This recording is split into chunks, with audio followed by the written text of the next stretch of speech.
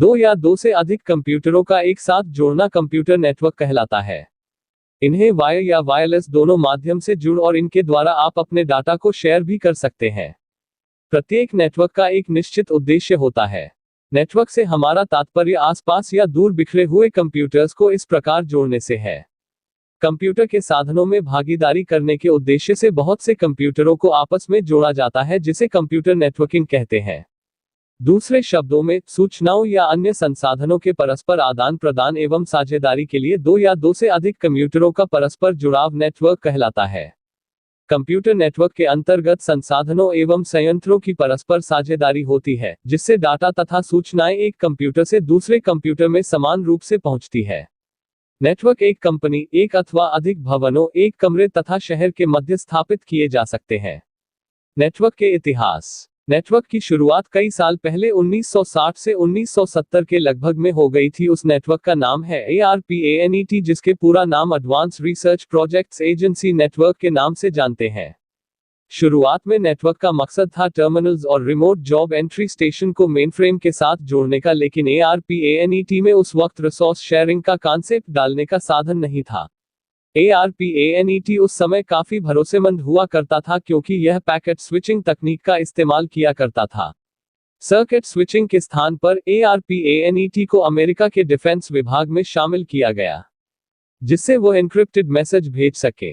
इसको USA के अलग अलग यूनिवर्सिटी में जोड़ने में मदद मिला। बिजनेसमैन भी इसका इस्तेमाल करने लगे धीरे धीरे और डेवलपमेंट होता गया और आज की दुनिया में सबसे बड़ा नेटवर्क हो चुका है, जिसको हम लोग इंटरनेट के नाम से जानते हैं। कंप्यूटर नेटवर्क के प्रकार। कंप्यूटर नेटवर्क मुख्यतः 3 प्रकार के होते हैं, LAN, WAN और MAN। इसके अलावा भी कुछ अन्य PAN तथा HA होते हैं। Local area network, wide area network, metropolitan area network, personal area network, home area network. 1. Local area network. Local area network मतलब LAN ऐसे नेटवर्कों के सभी कंप्यूटर एक सीमित क्षेत्र में स्थित होते हैं। यह क्षेत्र लगभग 1 किलोमीटर की सीमा में होना चाहिए, जैसे कोई बड़ी बिल्डिंग या उनका एक समूह। लोकल एरिया नेटवर्क में जोड़े गए उपकरणों की संख्या अलग अलग हो सकती है। इन उपकरणों को किसी कम्युनिकेशन केबल द्वारा जोड़ा जाता है। लोकल एरिया नेटवर्क के द्वारा कोई संगठन अपने कंप्यूटर्स, टर्मिनल्स, वर्कप्लेसेस तथा अन्य बाहरी उपकरणों को एक एफिशिएंट तथा कॉस्ट इफेक्टिव विधि से जोड़ सकता है, ताकि वे आपस में सूचनाओं का आदान प्रदान कर सके तथा सबको सभी साधनों का लाभ मिल सके। सबसे छोटा LAN केवल 2 कंप्यूटर से बन सकता है। इसमें 1000 कंप्यूटर को हम जोड़ सकते हैं। LAN को वायर कनेक्शन से जोड़ा जाता है, परंतु वर्तमान समय में यह वायरलेस हो चुका है। इसमें ईथरनेट केबल का इस्तेमाल होता है। लोकल एरिया नेटवर्क अगर वायरलेस हो तो उसे वायरलेस LAN बोलते हैं। 2. Wide area network. Wide area network से जुड़े हुए कंप्यूटर तथा उपकरण एक दूसरे से हजारों किलोमीटर की भौगोलिक दूरी पर भी स्थित हो सकते हैं। इनका कार्यक्षेत्र कई महाद्वीपों तक फैला हो सकता है। यह एक बड़े आकार का डेटा नेटवर्क होता है। इसमें डाटा के संचरण की दर लोकल एरिया नेटवर्क की तुलना में कम होती है। अधिक दूरी के कारण प्रायः इनमें माइक्रोवेव स्टेशंस या कम्युनिकेशन सैटेलाइट्स का प्रयोग संदेश आगे भेजने वाले स्टेशनों की तरह किया जाता है। माइक्रोवेव नेटवर्क 2 रिले टावर के बीच आवाज या डेटा को रेडियो तरंगों के रूप में भेजते हैं। प्रत्येक टावर उस संदेश को प्राप्त करके एम्पलीफाई करता है और फिर आगे भेज देता है। World wide data communication network का महत्व दिन प्रतिदिन बढ़ता जा रहा है। वे आजकल के financial world, stock market, banks, financial institutions आदि के लिए अनिवार्य हो गए हैं। WAN 2 प्रकार के होते हैं। 1. Enterprise WAN। 2. Global WAN। 3. Metropolitan area network. जब बहुत सारे लोकल एरिया नेटवर्क LAN किसी नगर या शहर के अंदर एक दूसरे से जुड़े रहते हैं तो इस प्रकार के नेटवर्क को मेट्रोपॉलिटन एरिया नेटवर्क कहा जाता है।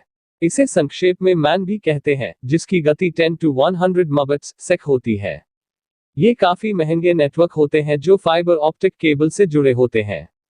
ये टेलीफोन लाइन या केबल ऑपरेटर और माइक्रोवेव लिंक द्वारा प्रदान किए जाते हैं।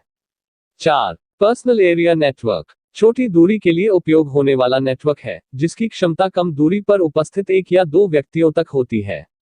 इसके साथ टेलीफोन, वीडियो गेम्स जैसे डिवाइस जुड़े होते हैं।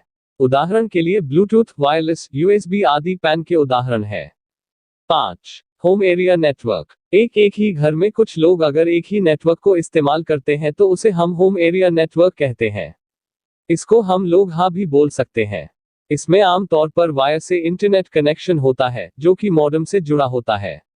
यह मॉडेम वायर और वायरलेस दोनों कनेक्शन प्रोवाइड करता है। इस नेटवर्क में हम लोग वाईफाई की मदद से भी काम करते हैं जो कि एक होम एरिया नेटवर्क का अच्छा उदाहरण है। नेटवर्किंग के लाभ। नेटवर्किंग के निम्नलिखित लाभ हैं। साधनों का साझा, रिसोर्सेज शेयरिंग। हम नेटवर्क के किसी भी कंप्यूटर से जुड़े हुए साधन का उपयोग नेटवर्क के अन्य कंप्यूटर्स पर कार्य करते हुए कर सकते हैं। उदाहरण के लिए यदि किसी कंप्यूटर के साथ लेजर प्रिंटर जुड़ा हुआ है तो नेटवर्क के अन्य कंप्यूटर्स से उस प्रिंटर पर कोई भी सामग्री छापी जा सकती है। डेटा का तीव्र संप्रेषण, रैपिडली ट्रांसमिशन ऑफ डेटा। कंप्यूटरों के नेटवर्किंग से दो कंप्यूटर्स के बीच सूचना का आदान प्रदान तीव्र सुरक्षित रूप से होता है। इससे कार्य की गति तेज होती है और समय की बचत होती है। विश्वसनीयता, रिलायबिलिटी। नेटवर्किंग में किसी फाइल की दो या अधिक प्रतियों अलग अलग कंप्यूटर्स पर स्टोर की जा सकती है। यदि किसी कारणवश एक कंप्यूटर खराब हो जाता है तो वह डाटा दूसरे कंप्यूटर्स से प्राप्त हो सकता है। इस प्रकार नेटवर्क के कंप्यूटर एक दूसरे के लिए बैकअप का कार्य भी कर सकते हैं।